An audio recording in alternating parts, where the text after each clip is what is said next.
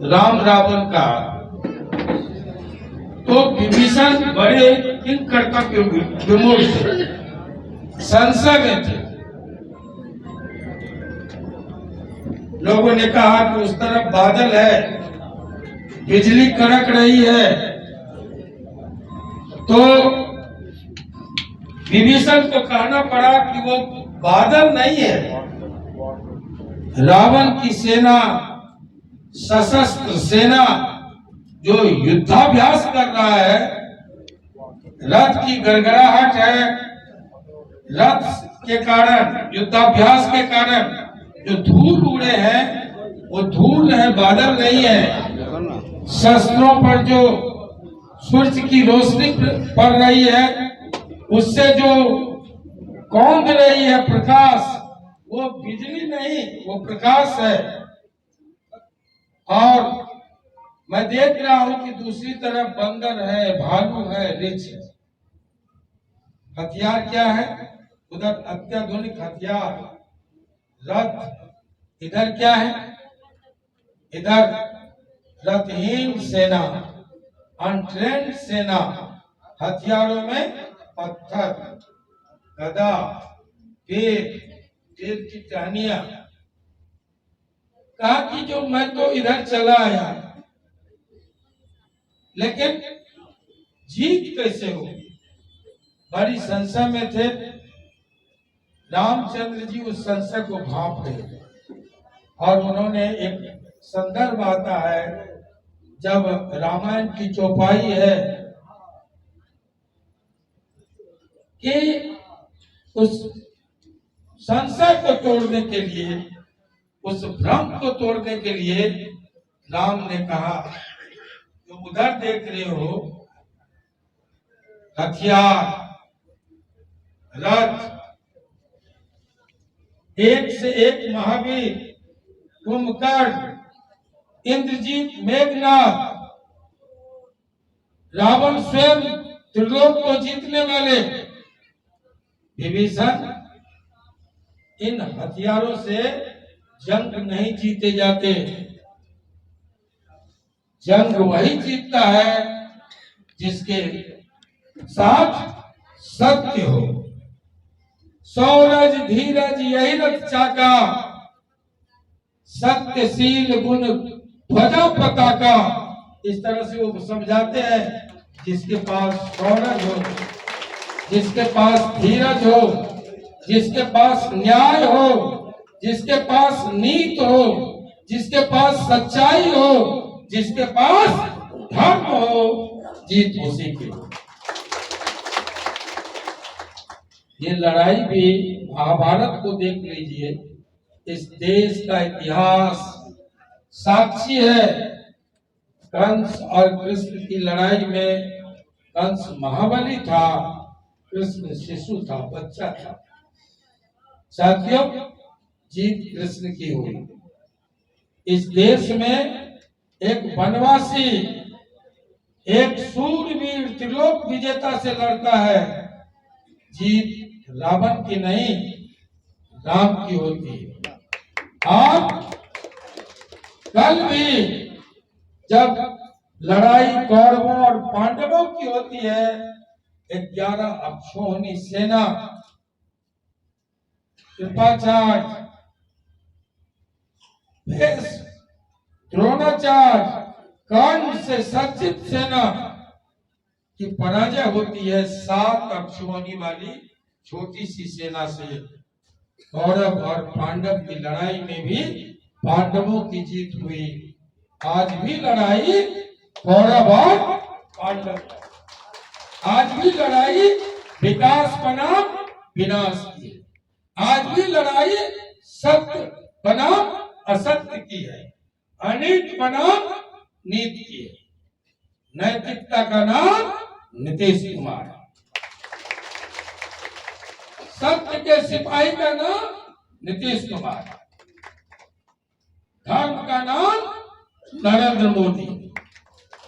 साथियों, इसलिए आप जरा सा भी निराश न हो, जरा सा भी हताश न हो, जीत हमारी होगी। इस जीत को, इस बहुमत को इतना बढ़ाइए कि बिहार का सारा रिकॉर्ड ध्वस्त हो। नवीनगर की लड़ाई इसकी होनी चाहिए ताकि हमको सरकार से कुछ मांगना नहीं पड़े। आप चुनेंगे विधायक, लौट के आएंगे शपथ लेते हुए मंत्री। धर्मेंद्र बोल रहे थे, मैं जहां से जीता था, अगड़ा पिछड़ा की बात करने वाले चलो, और जो कहते हैं काम क्या हुआ। मैंने कहा, कल ही एक प्रेस वाले बोले, लोग कहते हैं काम नहीं किए इसलिए भाग के आए। हमने कहा खर्चा मेरा, गाड़ी मेरी, खुराक मेरा, आप जाओ 2 दिन में सर्वे करके आओ शिवहर में। अगर काम के मामले में बिहार में चेतन आनंद कहीं से कम पड़ेगा तो आज ही हम नाम वापस ले लेंगे। नबी मैदान छोड़ देंगे नबीनगर। और लवली आनंद प्रतिकूल परिस्थितियों में, जब केंद्र और राज्य में हमारी सरकारें नहीं थी, विधायक बनी थी, फंड बहुत कम था, लेकिन हमने देखा, हमने बताया, हमने साबित किया। हमने कहा कि लोकतंत्र 51 और 19 49 का गणित है। 49 पाने वाला हार जाता है, 51 पाने वाला जीत जाता है। लेकिन लवली आनंद 100% की विधायक बने और हमने साबित किया। आनंद मोहन, लवली आनंद, चेतन आनंद के नाम ये डिक्शनरी में जात नहीं है, धर्म नहीं है, अगड़ा नहीं है, पिछड़ा नहीं है। ये साबित करता है जब 7,500 राजपूत 4,000 लाटन चौधरी जी के तरफ, कांग्रेस के तरफ सत्ता के साथ, 3,500 मेरे साथ, 7,500 राजपूत पर जब मैसी से अपने क्षेत्र से नहीं, ये भी कह दीजिएगा विरोधियों को कि आनंद मोहन कोठली में पहलवानी नहीं करता।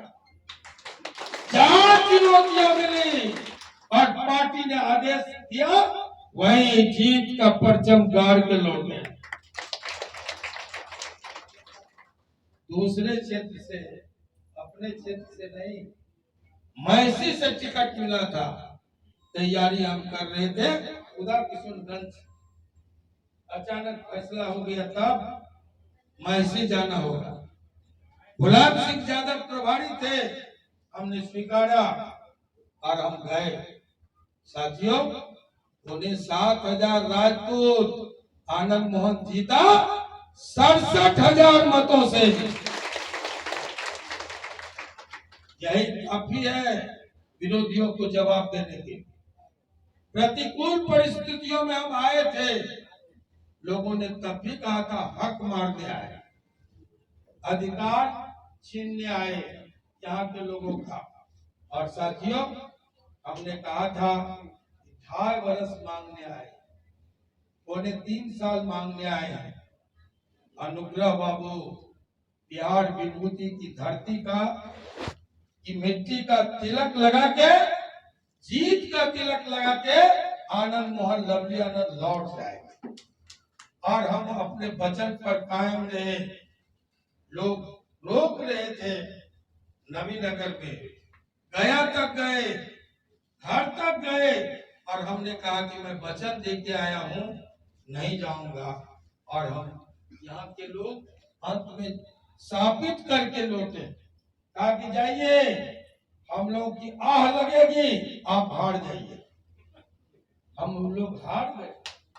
कोसी में 54,000 वोट लेके, उस समय 54,000 मत का बैलेट पेपर होता, माना होता था। 54,000 वोट लेके 4,000 से हम लोग हारे। साथियों, सर्वाधिक मत हारने वालों का था उन दिनों का, लेकिन हम लोग हार गए। दिया हुआ वचन हम लोगों ने निभाया। मर्द वो है जो जान हारे वचन नहीं हारे। आज लोग कहते हैं अधिकार मारने आए हैं, हम तो 28 साल के बाद आए। 28 साल में तो 5.5 बार लोग एमएलए होता भी ना, लेकिन कुछ जो लोग बोल रहे उसका दांत मुंह झड़ गया, बुढ़ा हो गया, बाल पक गया। आनंद मोहन 70 साल में भी जवान है।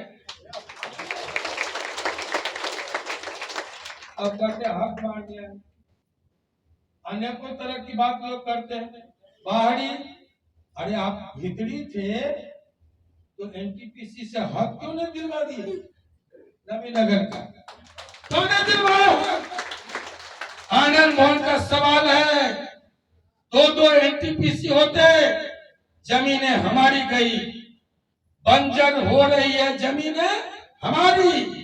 5 साल औसत उम्र नवीनगर और दारू की घट गई, दो एनटीपीसी के कारण।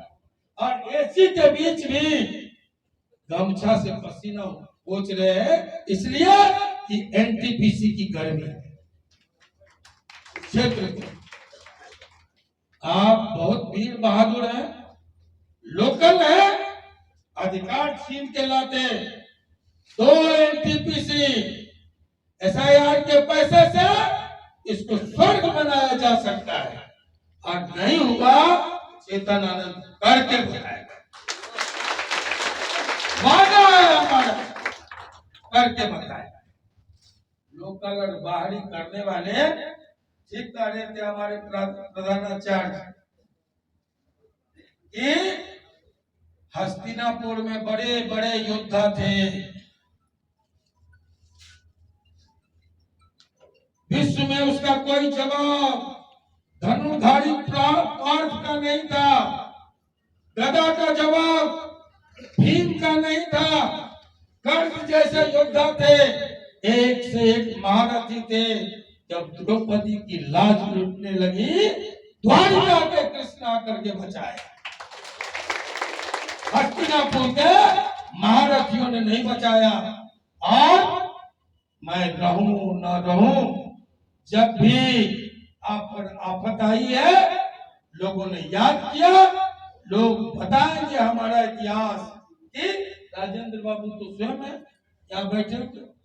जब लोगों ने याद किया, एक लड़की को रेप करके मार करके फेंक दिया गया, और लोगों ने याद किया, मैं आया था, लवली आनंद आई थी, चेतन आनंद और बहू आई थी। साथियों, जब भी सुख दुख में लोगों ने याद किया, हम ऋणी हैं नवीनगर के, ता जिंदगी ऋणी रहेंगे। जो एक एहसान आपने लादा था, वही काफी था हमारे लिए। जीत और हार हमारे लिए माने नहीं रखता, लेकिन जो स्नेह और प्यार था वो माने रखता है। और उसी स्नेह से हम बंधे हुए। आज पार्टी ने आदेश किया, एक स्थापित जगह से यहाँ हमको भेजा गया। इसलिए भेजा गया कि मगध में सन्नाटा था।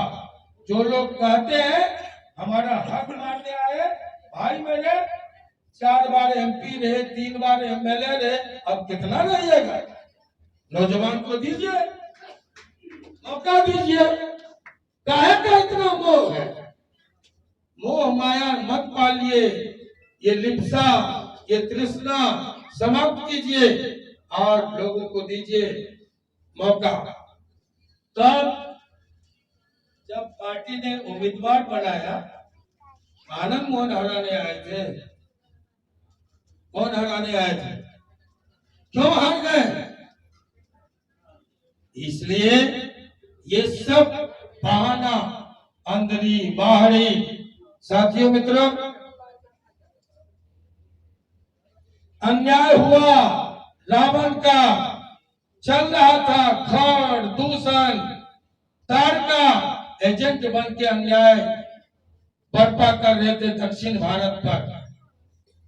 और एक वनवासी आया था, अयोध्या से चलकर अन्याय के खिलाफ युद्ध लड़ने। जहां कहीं अन्याय बिहार में हुआ है, जहां कहीं अनाचार हुआ है, जहां कहीं चुनौतियां मिली है, आनंद मोहन का सीना सामने रहा। आज जिस जंगल राज की बात हो रही है, मैं नहीं कहता, सुप्रीम कोर्ट कहता है। साथियों, आज जो ये गरीबियों, अति पिछड़ों की सरकार बनी है, आनंद मोहन उस जंगल राज के खिलाफ सबसे पहले लोहा लिया था, मार्ग प्रशस्त किया था गरीबों की सरकार बनाने। नेता आगे बढ़ के बनाया था नीतीश कुमार को। जॉर्ज, आनंद मोहन, हम सभी मिलके नीतीश कुमार जी की ताजपोशी की थी, नेतृत्व कबूला था, और आज वो सपना पूरा हुआ अति पिछड़ों, गरीबों का, महिलाओं का वो सपना पूरा। आज महिलाएं 50% आरक्षण प्राप्त करके पुरुषों से होड़ लगाई हुई है। हम लोग एक मंच पर ढाका में बैठे हुए थे, किसी ने कहा मुखिया पति, हमने कहा कि यहाँ इस मंच पर एक ही एमपी नहीं है, आज मालूम हुआ 2 एमपी हैं, एक एमपी लवली आनंद, एक एमपी मुखिया पति। ये नीतीश कुमार की देन है। एसएसपी समिति सदस्य पति, एसएसपी तो बैठता है पटना में, औरंगाबाद में भी नहीं बैठता। ये स्थिति 50% आरक्षण, और उस आरक्षण के लिए आनंद मोहन ने हथेली कटवाया था, सर फुड़वाया था, और जब 33% आरक्षण की बात हुई थी सदन में, हमने कहा था पहली बार आधी आबादी को आधा हक। लवली आनंद गिरफ्तार हुई थी, पर्चा बांट करके, पर्चा फेंक करके मैं घायल हुआ था, लवली आनंद अरेस्ट हुई थी, और बाद के दिनों में नीतीश कुमार जी, हम लोग उस सदन में थे, मेंबर थे, बाद के दिनों में आनंद मोहन के सपने को, लवली आनंद के सपने को नीतीश जी ने बिहार में सर्वप्रथम हिंदुस्तान में लागू किया। हेलो, आज महिलाएं निकल रही हैं, ये नीतीश कुमार जी की देन। आज छाती ठोक करके गरीब का बेटा कहता है मैं सरपंच, मैं मुखिया हूं, मैं जिला परिषद हूं, मैं मेयर हूं, डिप्टी मेयर हूं, तो यह अधिकार नीतीश कुमार ने दिया है।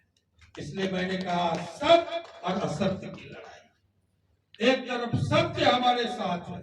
साथियों, आज जब इन गरीबों की सरकार को गिराने की साजिश हुई, तो कभी आनंद मोहन लड़ा था, गरीबों की सरकार बनाने का रास्ता प्रशस्त किया था, और चेतन आनंद निकलकर गरीबों के अधिकार को, गरीबों की सरकार को कम, गरीबों के अधिकार की सुरक्षा की, और इस सरकार को बचाने का। मैं नबीनगर के लोगों से, महान जनता से कहूंगा, जिसने आपके अधिकार को बचाया, जिसने आपकी सरकार को बचाया, उसकी लाज आज आपके हाथ में है, उसका लाभ बचाना आपका काम है। साथियों मित्रों, मैं बहुत बोल गया, सिर्फ इतना कहूंगा, जो लोग कहेंगे इलाके की बात, बाहरी बात, उनको एक उदाहरण देना कि जब हम किसी गंभीर बीमारी में फंसते हैं, लोकल डॉक्टर नहीं देखते, हम जात का डॉक्टर नहीं देखते, धर्म का डॉक्टर नहीं देखते, इलाके का डॉक्टर नहीं खोजते, कुशल चिकित्सक को खोजते। जब हम किसी बड़े मामले में फंस जाते हैं, जिसमें फांसी, जेल, आजीवन कारावास का संदेह हो, तब हम किसी जात के वकील को नहीं पकड़ते, इलाके के वकील को नहीं पकड़ते, धर्म के वकील को नहीं पकड़ते, तब हम जाते हैं किसी कुशल चिकित्सक की तलाश में, जो हमको इस उस गंभीर बीमारी से निजात दिलाता है। हम पकड़ते हैं किसी काबिल वकील को जो फांसी और आजीवन कारावास से मुक्ति दिला सके।